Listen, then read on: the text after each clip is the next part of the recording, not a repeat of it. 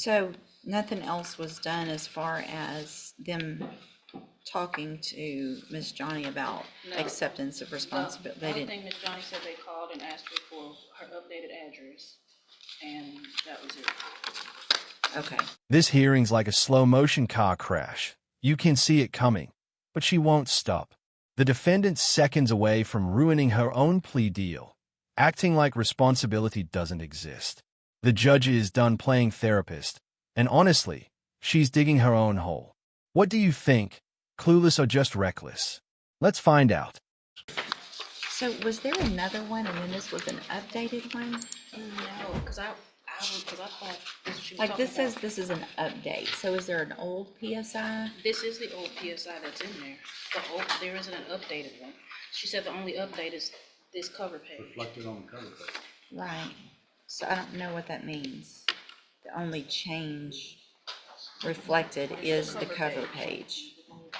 They didn't do it updated. Because I spoke with Miss Johnny, and she said this is the same one from the last PSI. The old one is in here. Here's both of them.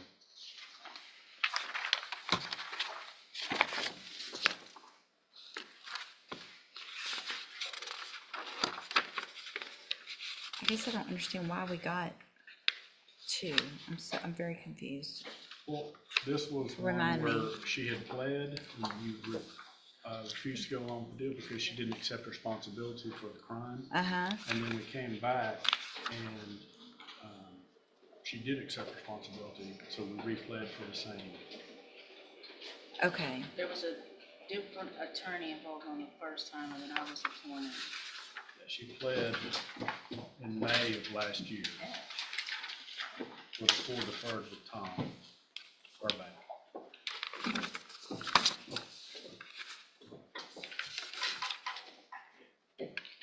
So nothing else was done as far as them talking to Miss Johnny about No. acceptance of responsibility? The They only didn't. thing Miss Johnny said, they called and asked her for her updated address, and that was it. Okay. So, Miss Johnny, I'm going to ask you again, and I know we probably went through this before. First of all, you're Kirsten Johnny?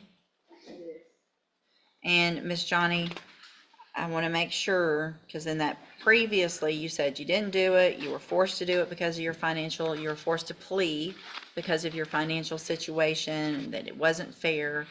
And so tell me what your position is now.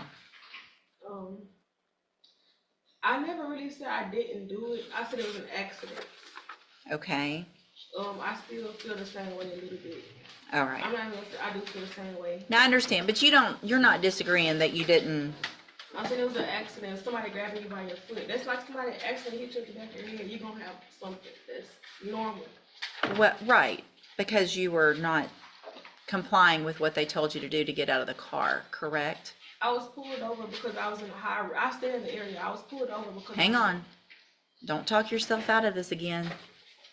Because if you want to talk yourself out of it, we'll put it on the trial docket and we'll get it done in a few weeks and let a jury decide.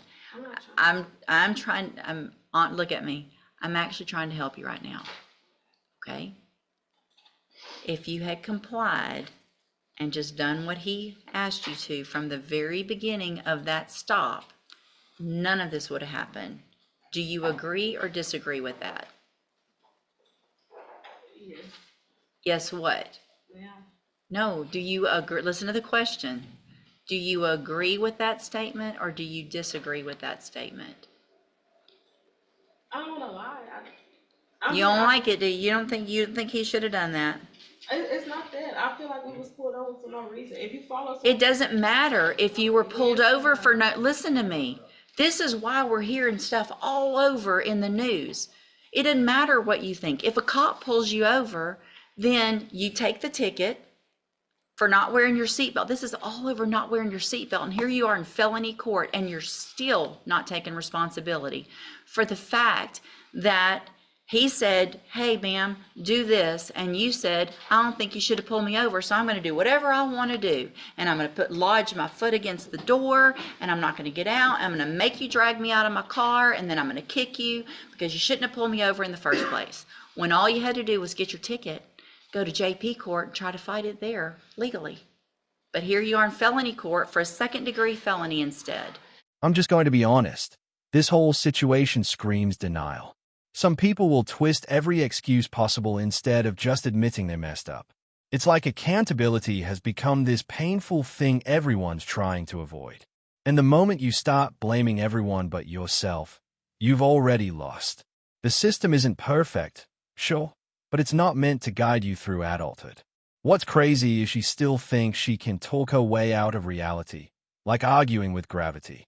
Some folks get addicted to playing the victim because it's easier than actually changing.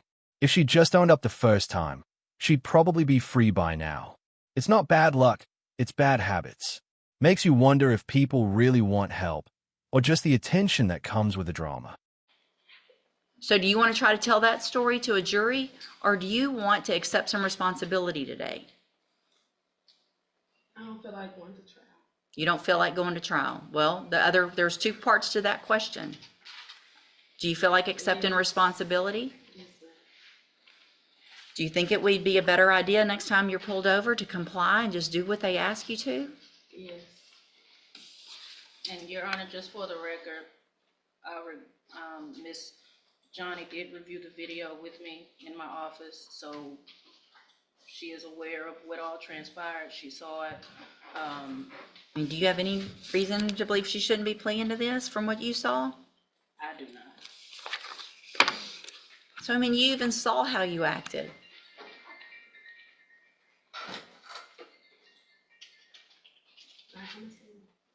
It's probably a good idea. All right. I'm going to find that you previously entered your plea of guilty freely and voluntarily. I'm going to find sufficient evidence to find you guilty. I'm going to follow the agreement that you made with the district attorney.